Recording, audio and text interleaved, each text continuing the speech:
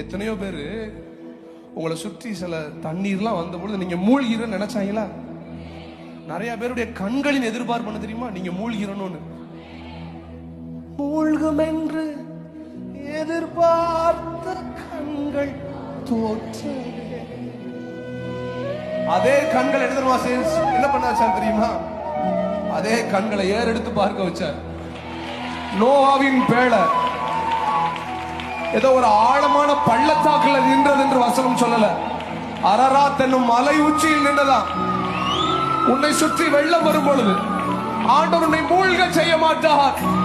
அநேகருடைய கண்கள் ஏறெடுத்து பார்க்க வேண்டும். உன் பேழையை பத்திரமாய் மலை உச்சியில் நிறுத்த ஒரு நல்ல தேவனை நீ ஆராதித்துக் கொண்டிருக்கிற. மூழ்கும் என்று எதிர்பார்த்த கண்கள் தோற்றதே, ஏறெடுத்து பார்க்கும் வண்ணம் உயர்த்தி வைத்ததே, என்னை உயர உயர கொண்டு